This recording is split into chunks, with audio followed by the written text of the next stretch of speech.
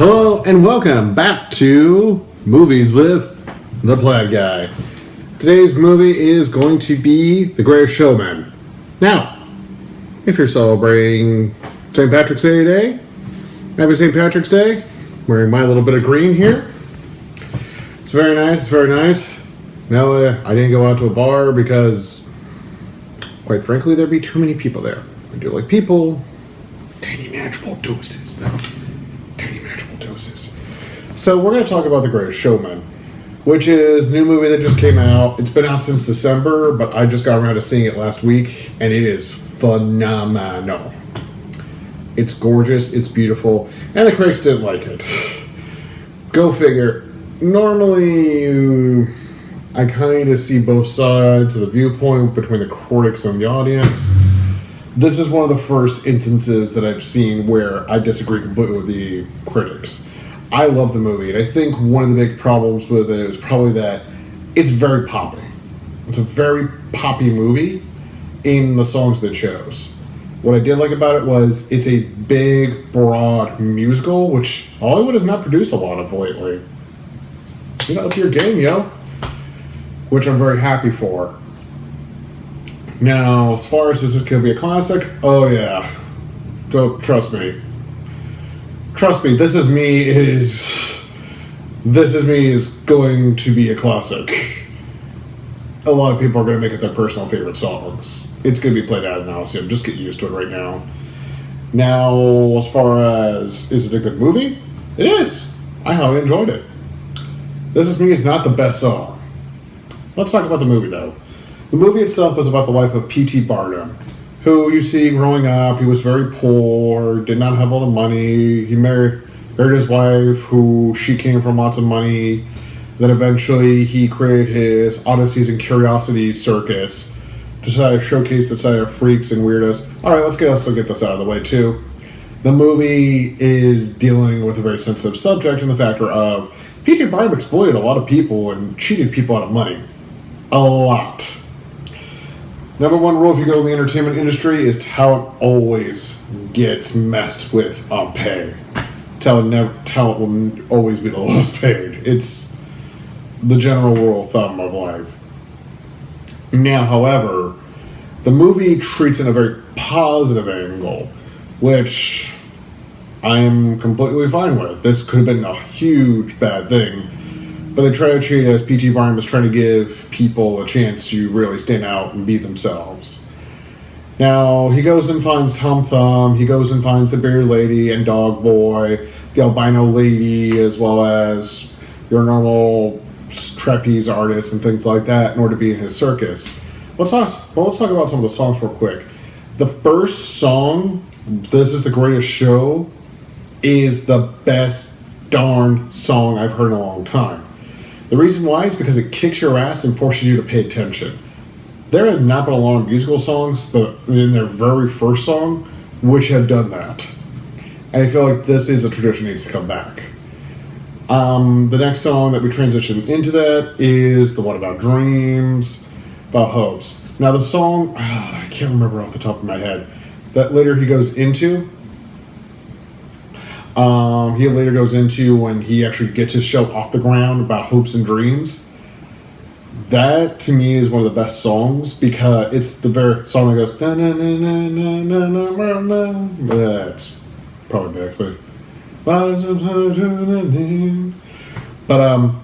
I like that song a lot because it reminds me a lot of Michael Jackson. It seems to me like something Michael Jackson could have done.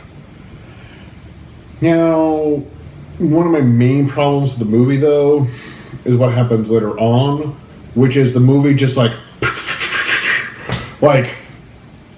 it's like there's not a lot of time to just take in and develop separate stories. We get separate stories, which is great, but we don't get an opportunity to just kind of take these stories in. Zac Efron, who, by the way, I did not become a Zac Efron fan until I saw this movie, and you got a good path ahead of you, brah. You need to get going. You need to keep going, though. Now, Zac Efron is really great in this movie, and it's the first time I've heard him sing. I'm not a fan of High School Musical. Sorry to disappoint you. But He is phenomenal in this movie, and so is Zendaya. She was one who I had an ex-girlfriend who watched Disney Channel all the time, and Zendaya, who she was really young at the time, but she's a standout star with her music. She's going to be going places. They have, eventually in the middle of the movie, it's like, oh, okay, I guess these two are going to be in a relationship. She's a trapeze artist and she has a brother, who has literally no lines except he punches a guy at one point.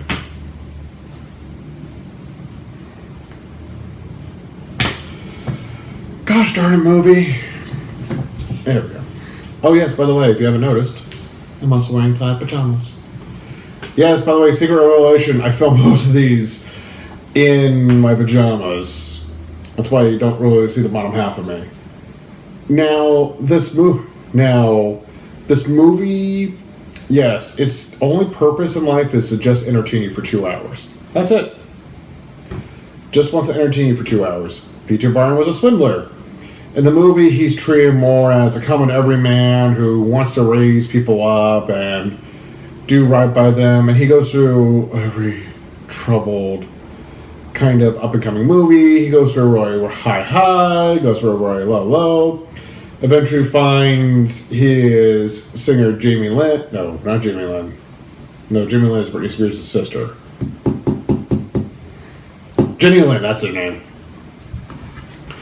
But he eventually finds Jenny Lynn, who is this really beautiful singer from Sweden, and eventually PT decides to risk his career to help promote her across the country and travels with her. In real life, this really did happen.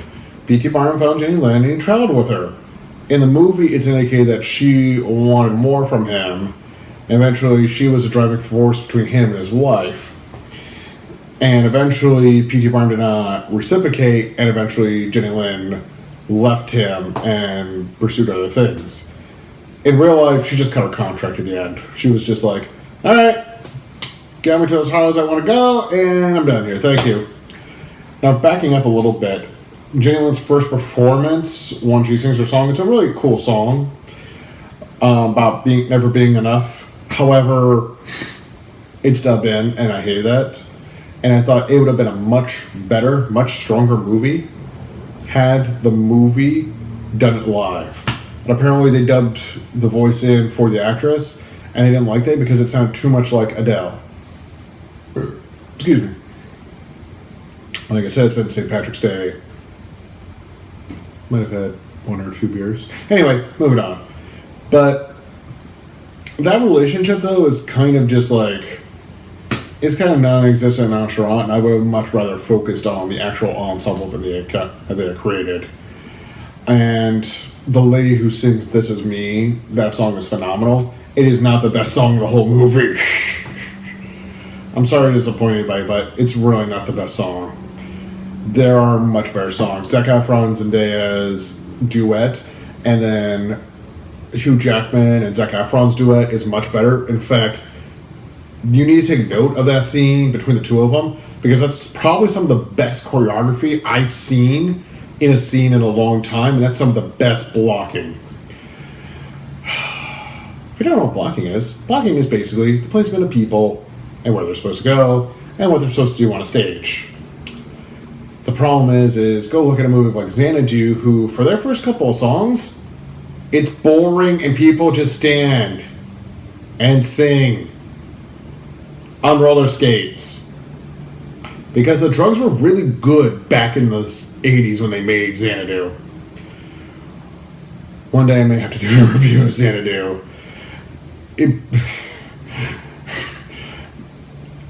It's basically what if LSD and cocaine threw up and tried to sell you on adult roller skating. There was a thing. It was weird.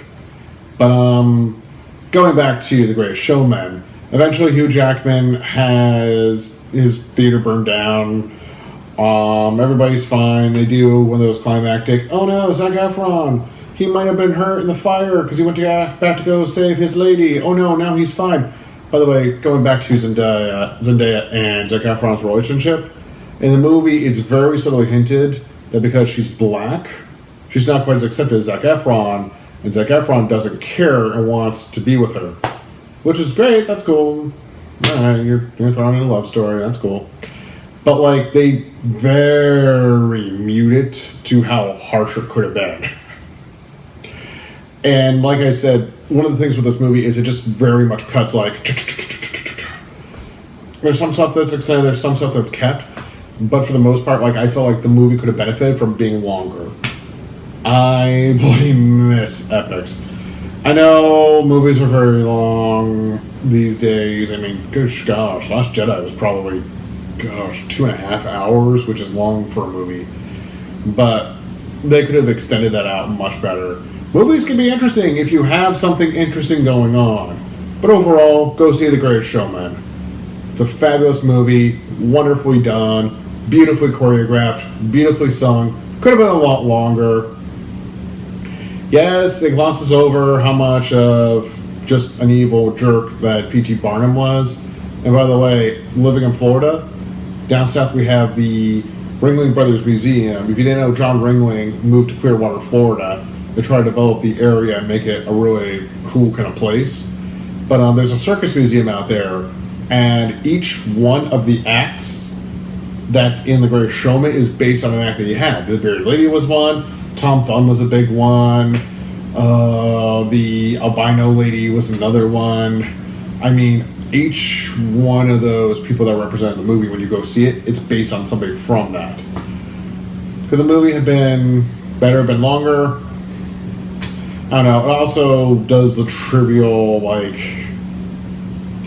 Zac Efron near the end of the movie is in a coma. We don't know if he's going to live. And Zendaya sings the same song to him, and I was just like, okay, I know where this is going. He's gonna come alive at the very end, and we're all gonna be happy. Cool beans. But and of course he comes back, and everybody's happy, and then eventually P.T. Barnum sells half of his business to Zac Efron's character, so he can spend time with his kids who he's been neglecting, which is super cool and everything.